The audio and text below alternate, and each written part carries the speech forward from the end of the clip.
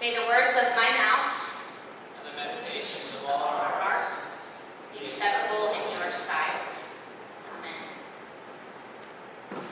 It is the last Sunday of July. I can hardly believe that. It does not seem possible that it would already be the last Sunday of July, and that we would be joining together for just one more week on kind of our July sermon series, which has been called When Religious Cliches Don't Work.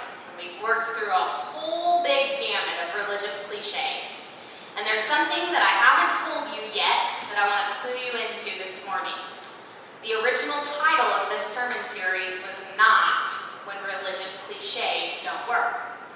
The original title that I wanted to use, that I was married to, that I was going to use, that I just thought was the most brilliant idea in the world, was Good Intentions, Bad Theology. Until I called a friend of mine who lives way out in Washington State. We are in seminary together, and we talk on a regular basis about ministry, and we're good colleagues. And I told him, I said, I have this cool sermon series that I'm going to do, and it's going to be called Good Intentions, Bad Theology. And he said, whoa, whoa, whoa. Who decided that it was bad theology, Emily? And I said, you're right. I alone decided that it was bad theology, and that's not my decision to make. It's like what I learned in seminary. I'm supposed to listen to others' ideas about theology, incorporate it all together. It's not my decision alone. So thus was born When Religious Cliches Don't Work. But that good intentions, bad theology, it had a good intention for me, and that was because sometimes these cliches work for us, right? I've told you that I've used these cliches in my own faith life, that they have gotten me through certain times in my life. Absolutely. Though I challenged when I was a little girl, and you'll remember the story of my cousin dying tragically in the car accident, though I challenged that Sunday school teacher when she said, well, God had a plan, there was a part of me too that in order to grieve, I needed to think, God must have a plan. And so I approached each sermon this July, I approached each one with an understanding that you all use these cliches, and that's okay. I just want to kind of look at them and look at what might be wrong with them, what might be the wrong time to use them in different times in our faith. Now, this good intentions, bad theology. Well, I had a friend on Facebook this last week when on Wednesday, like I have been, putting, here's my topic, tell me when you've used it, tell me when you've heard it. And so this week's topic is, God does not give you more than you can handle. Who said it? Me. I've said it. I've said it to myself, I've said it to other people.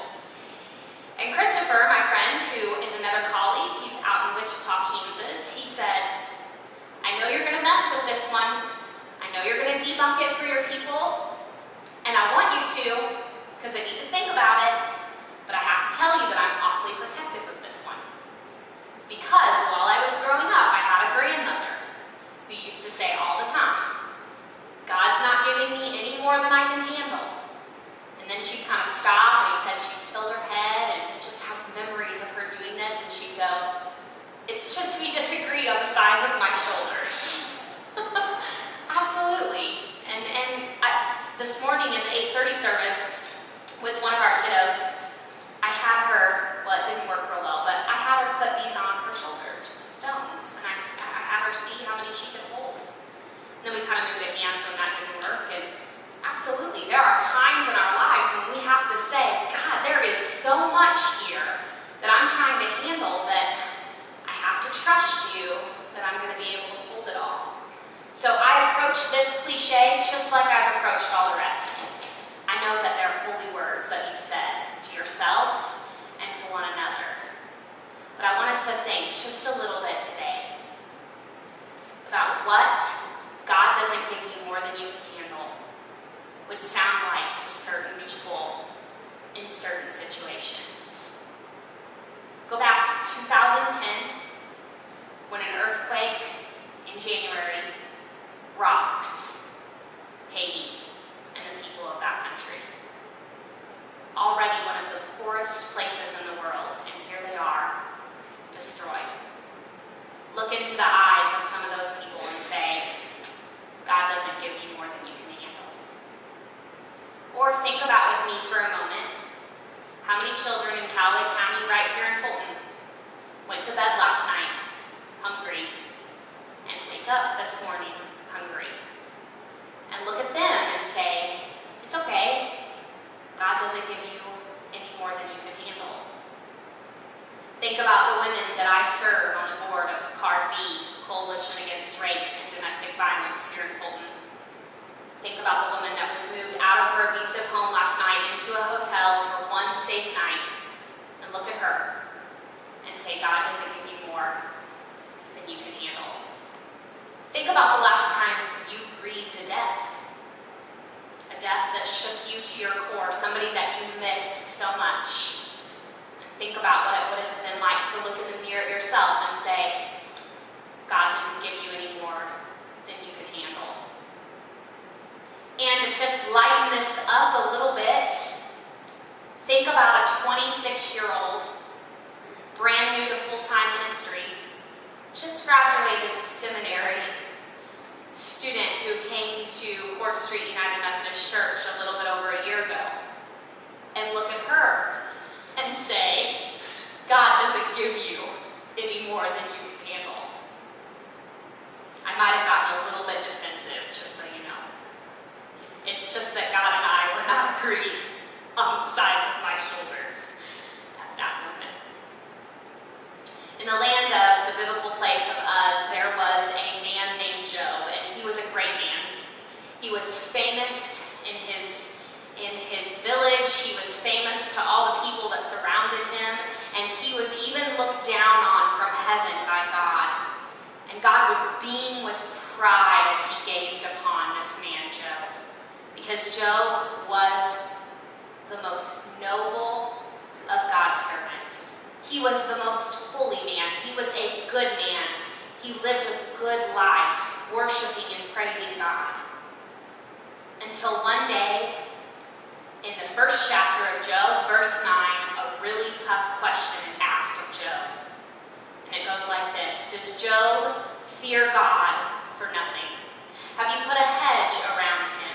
You have blessed him, his possessions have increased. So, God is asking, does Job serve God for nothing? It's an awfully good question for Job, and it's an awfully good question for you and I this morning.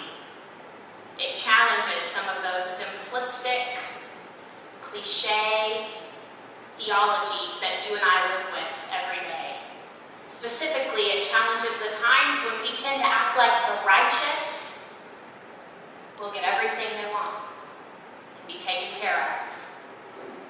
And that on the other side of the coin, there are the wicked who will be treated not well by God. Does Job serve God for nothing? Does he love God and enjoy him always? As Job soon found out in our story today, all throughout the lesson of Job, all throughout the book of Job, he finds out that sometimes it's hard to enjoy God and a life with God. Henry Wadsworth Longfellow said, "Into every life some rain must fall." And I don't know about you all, most days I'm okay with a little bit of rain, getting me just a little bit wet, and get out an umbrella and take care of it. But on the days that life sends torrential downpours, it's not easy. It's not easy to love God. It's not easy to walk with God on those days. And maybe you and I can agree, at the very least today, that God's job isn't to make us rich in things, right? We can at least go there. But goodness, it would be hard for us to not sit here and say, God should deliver us from evil and shelter us from disaster. At a minimum, God should deliver us from evil and shelter us from disasters. But we look around the world and that's not true. We look around our community and that's not true. We look around this congregation and that is not true.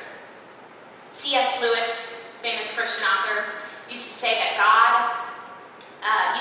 suffering is God's megaphone to rouse a deaf world. And we do need to listen up. And I guess we can learn something from some suffering at times. I suppose there are times. But today I wonder, and I'm going to argue, that some suffering just has no educational value. There's nothing we can learn from some suffering. But this megaphone business, absolutely. Listen up. Listen up to this part, because I don't think God causes accidents. I don't think God sends disease. I don't think God gives us anything that we can't handle. Nothing is more obscene than to suggest that God kills, that God destroys in order to get someone's attention. And so here's a good starting point. God is not sadistic. God is love. A God who childishly gets even with the world, lashes out, strikes back, is no God. Such a God like that, I hope, we would refuse to believe in and we would refuse to serve. Not only is God absolutely not sadistic, but God is no perfectionist. That one's a little hard at first, isn't it? God is no perfectionist. Well, look around. Are we perfect? God created us. Look around the world. Is it perfect?